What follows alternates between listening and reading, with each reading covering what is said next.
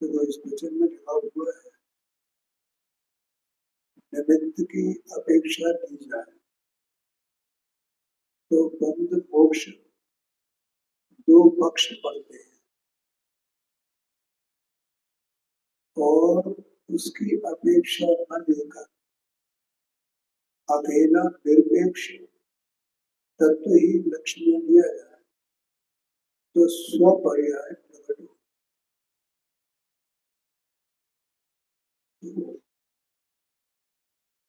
कल ये बात आई थी तो योग सार का 4 नंबर की बात उसको किया था। कब वो अनाय अनाय थी भवसाय मिथ्या दर्शन वही सुखना दुख दुखी दुख से प्राप्त। जो संसार है उस संसार का कारण क्या है? ऊपर से मंदिर है तो अनादि का जीव का और कर्म का संयोग, और अनादि का ही जीव का अज्ञान। जीव कभी पहले ज्ञानी था और फिर बाद में अज्ञानी हुआ, ऐसा नहीं। ठीक है, तो निमित्त की अपेक्षा, अपमान निमित्त निमित्त संबंध है ना कर्म के साथ। अनादि का कर्म है, अनादि का जीव है, कर्म अनाय अनाय जीव। तो ये दोनों मिलकर के एक साथ अनादि से, और दोनों में निमित्त निमित्त भाव है, इसलिए निमित्त की अपेक्षा से कहा है। निमित्त निमित्त भाव क्या है? जीव सत्स्वरूप वस्तु वो परिणमन कर रहा है अनादि से, और कर्म भी सत्स्वरूप वस्तु उसका भी परिणमन चल रहा है। कर्म माने उद्गत द्रव्य और जीव माने चेतन द्रव्य। इन दोनों का एक साथ होना और अनादि से निमित्त निमित्त भाव रूप परिणमन कर, ऐसा कहते हैं। जीव है ना सत्स्वरूप, तो इसका एक परिणमित हो रहा है, तो परिणमित हो रहा है, लेकिन ये अज्ञान को परिणमित हो रहा है। अज्ञान माने अज्ञान में तीनों आ गए, मिथ्यात्व, अज्ञान और असंग। मिथ्या दर्शन, मिथ्या ज्ञान, मिथ्याचार, तीनों।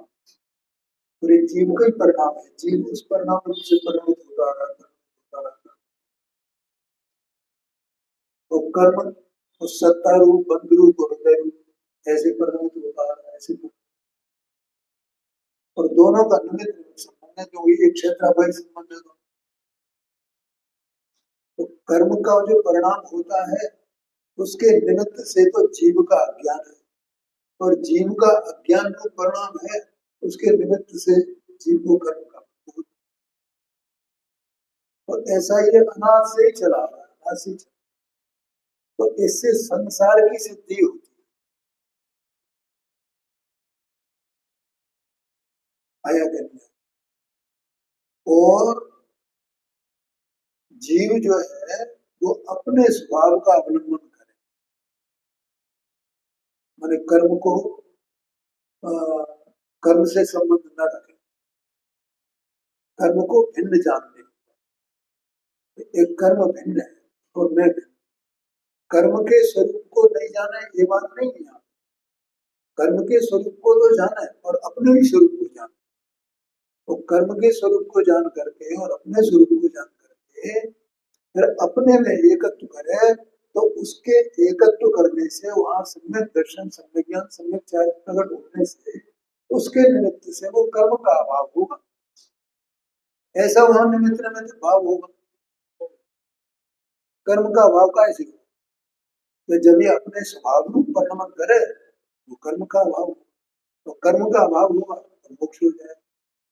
इसका मतलब कि बंध में भी निमित्त निमित्त भाव है और बंध के अभाव में भी निमित्त निमित्त भाव आया कि नहीं आएगा, यहाँ का निमित्त की अपेक्षा ली जाए तो बंध और मोक्ष दो पक्ष पड़ते हैं। ऐसा नहीं है कि वो मोक्ष के लिए सम्यक दर्शन ज्ञान चारित्र के लिए निमित्त नहीं हो, ऐसा हो ही नहीं सकता।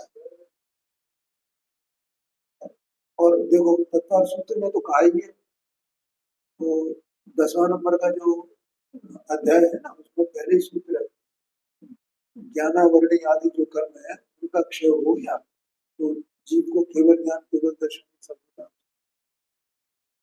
लिखा हुआ तत्व है। किताब लेके आओ जरा, उसमें बताए,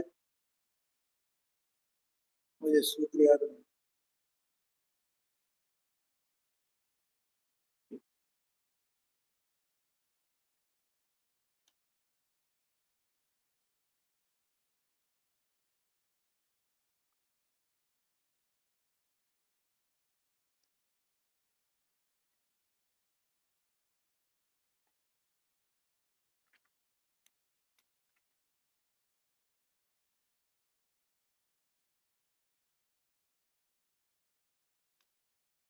दसवां अध्याय।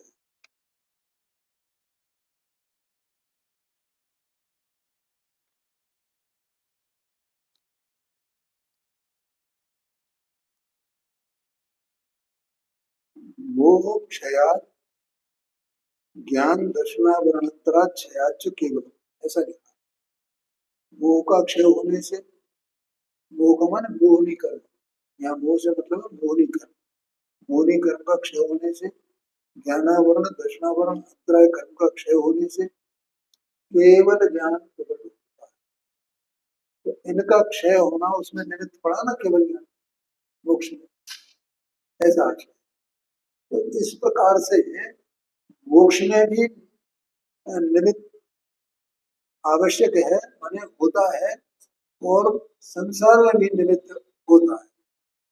उसका कारण क्या है? देखो, जीव का परिणाम हो या परतत्व का जो भी परिणाम, तो वह परिणाम दो प्रकार से होता है ना, उसका परिणाम का तो परिणमन, एक तो उपादान शक्ति से हुए, निमित्त से, तो निमित्त से होता नहीं है, पर वह कारण दो प्रकार के होते हैं।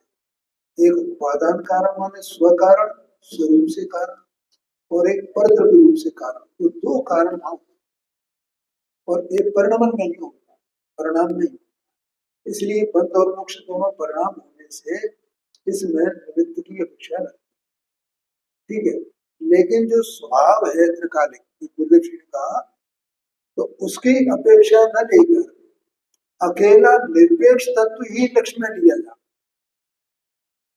अब अभी ये अपन ने जाना ना, जानने वाली अपनी पर्याय, तो अपनी पर्याय बंध और मोक्ष को जाने, तो बंध और मोक्ष को जानेगी तो वहां उसका निमित्त क्या है ये भी जानेगी। उसको जाने बिना वो निमित्त और उसका बंध और मोक्ष का यथार्थ ज्ञान नहीं हो सकता। कोई कर्म का, अभी मैंने प्रारंभ में बताया था कि कर्म का ज्ञान न करे, आत्मा का ज्ञान करे, आत्मा के परिणाम का ज्ञान करे, तो ज्ञान अधूरा है, पूरा अधूरा है। तो मोक्ष का ज्ञान करे, और मोक्ष के कारण जो अभाव, कर्म के अभाव दशा हुई है उसका ज्ञान न करे, तो वो मोक्ष ज्ञान अधूरा ज्ञान है। लेकिन अपने स्वतत्व का ज्ञान करने के लिए क्या करना, कोई निमित्त का ज्ञान करने की आवश्यकता है क्या? नहीं है। वहां तो वो सीधा अकेले तत्व को स्वयं से ही जान सकता है, उसमें किसी निमित्त की आवश्यकता नहीं। ये कहा, उसकी अपेक्षा न लेकर, माने निमित्त की अपेक्षा न लेकर अकेला निरपेक्ष तत्व ही लक्ष्य में लिया जाए। बस लक्ष्य माने अपनी ही पर्याय, ज्ञान की पर्याय वही लक्ष्य है, वो लक्ष्य करने वाली है, वो लक्ष्य में लिया जाए तो स्वपर्याय प्रकट हो। तो अपने स्वपर्याय माने निर्मल पर्याय, स्वपर्याय का मतलब क्या है? निर्मल माने स्वभाव से जो उत्पन्न होने वाली पर्याय, संवरण निर्जरा की पर्याय, मोक्ष की पर्याय, सम्यक दर्शन ज्ञान चारित्र की पर्याय, वो प्रकट हो, ऐसा आशय।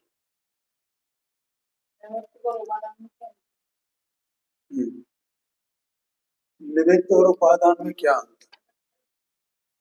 नैमित्तिक। अच्छा, नैमित्तिक। नैमित्तिक और उपादान।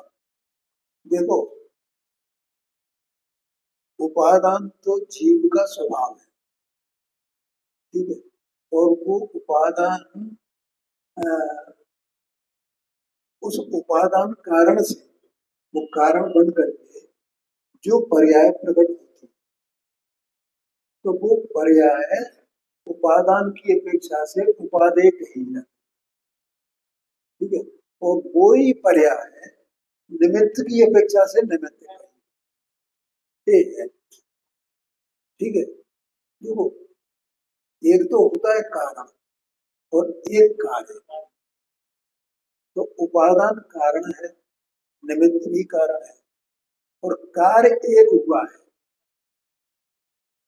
कार्य एक और कारण दो। अब वो जो एक कार्य है, तो दो कारणों की अपेक्षा से उसके दो नाम कर, उपादान की अपेक्षा से उसी को कहा उपादेय, और निमित्त की अपेक्षा से उसे कहा निमित्त। ऐसा आया क्या? हाँ जी।